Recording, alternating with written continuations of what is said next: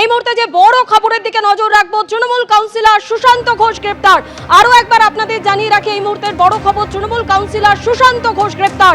পুরী থেকে তাকে গ্রেপ্তার করলো পুলিশ। তোলাবাজি সহ একাধিক ধারায় এফআইআর। সুশান্ত ঘোষ কলকাতা পুরসভার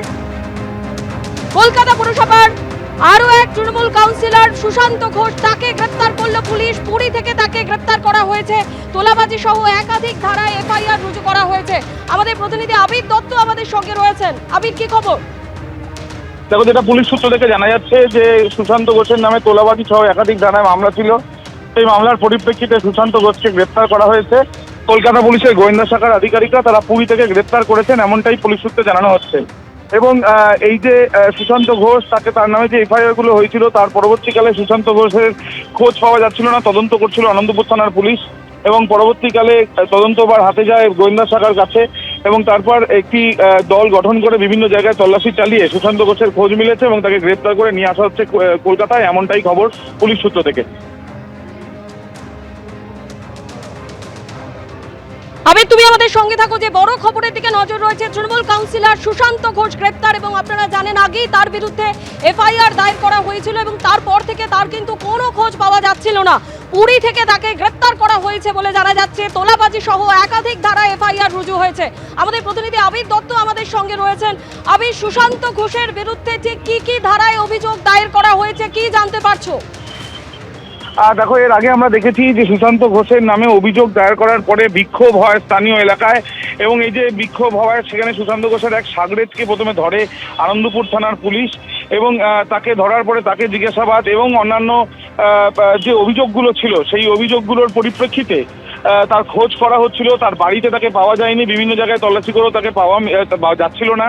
গাড়ির চালককেও ধরা হয় প্রথমে এবং এর পরবর্তীকালে যেটা জানা যাচ্ছে যে পুরীর কাছ থেকেই তাকে কিন্তু গ্রেফতার করা হয়েছে, এমনটাই পুলিশ সূত্রে খবর। আবির, তুমি আমাদের সঙ্গে থাকো। তোলাবাজি, হুমকি সহ একাধিক ধারায় তৃণমূল কাউন্সিলর সুশান্ত ঘোষ, তার বিরুদ্ধে অভিযোগ দায়ের করা হয়েছিল।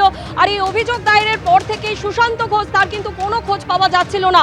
তার গাড়ির চালক, তাকে গ্রেপ্তার করা হয়েছিল, কিন্তু সুশান্ত ঘোষের কোনো খোঁজ পাওয়া যাচ্ছিল না। তাকে পুরী থেকে গ্রেপ্তার করা হয়েছে বলে খবর। 108 নম্বর ওয়ার্ডের তৃণমূল কাউন্সিলর সুশান্ত ঘোষ, যাকে তোলাবাজি, হুমকি সহ একাধিক অভিযোগের ভিত্তিতে যার বিরুদ্ধে এফআইআর দায়ের হয়েছে, তাকে গ্রেপ্তার করলো পুলিশ।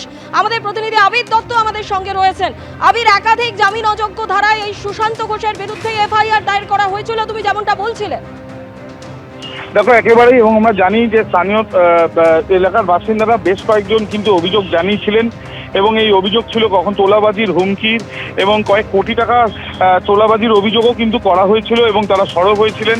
সেই বিষয়টাও আমরা দেখি এবং এর পরবর্তীকালে তার খোঁজে নামে পুলিশ, কিন্তু প্রথমে তার খোঁজ পাওয়া যায়নি এবং এর পরবর্তীকালে যেটা দেখা যায় যে পুরীতে, উড়িষ্যায় তিনি গা ঢাকা দিয়েছেন এমন একটা সম্ভাবনা সামনে আসে, সেখানেও টিম যায়। আবির, তুমি আমাদের সঙ্গে থাকো। যে বড় খবরের দিকে নজর রয়েছে, তৃণমূল কাউন্সিলর সুশান্ত ঘোষ, তাকে গ্রেপ্তার করলো পুলিশ।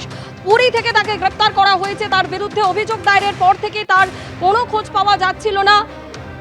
প্রাক্তন তৃণমূল কাউন্সিলর সুশান্ত ঘোষ, তাকে গ্রেপ্তার করলো পুলিশ। তার বিরুদ্ধে তোলাবাজি, হুমকি সহ একাধিক জামিন অযোগ্য ধারায় মামলা রুজু করা হয়েছিল।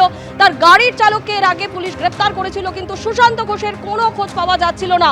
আজ পুরী থেকে তাকে গ্রেপ্তার করেছে পুলিশ। আমাদের প্রতিনিধি আবির দত্ত আমাদের সঙ্গে রয়েছেন। আবির, তুমি যেমনটা বলছিলে যে দীর্ঘদিন ধরে তোলাবাজি, হুমকি সহ একাধিক অভিযোগ এই সুশান্ত ঘোষের বিরুদ্ধে থানায় দায়ের করা হয়েছিল, কিন্তু কোনো ব্যবস্থা নেওয়া হয়নি এবং সম্প্রতি যে এফআইআর তার বিরুদ্ধে দায়ের করা হয়েছে, তারপর থেকেই তিনি পলাতক ছিলেন।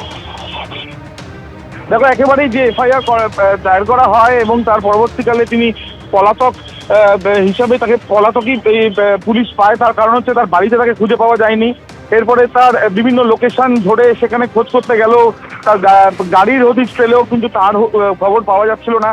এরপরে তুমি জানো যে তার এক ঘনিষ্ঠ, তাকে যখন গ্রেপ্তার করা হয় তখন থানার সামনেও ব্যাপক বিক্ষোভ হয় এবং সেখানে আমরা দেখেছি যে ডিম ছোড়ার ঘটনাও ঘটে এবং পরবর্তীকালে ওই ব্যক্তিকে যখন হেফাজতে নিয়ে জিজ্ঞাসাবাদ করা হয়, তার পরবর্তীকালে যেটা জানা যাচ্ছে যে সুশান্ত ঘোষের হদিশ পাওয়া গিয়েছে এবং তার পরবর্তীকালে সুশান্ত ঘোষকে গ্রেপ্তার করা হয়েছে পুরী থেকে, এমনটাই পুলিশের তরফ থেকে, পুলিশ সূত্র থেকে জানা যাচ্ছে। ধন্যবাদ আবির। এবিপি আনন্দ, এগিয়ে থাকে, এগিয়ে রাখে।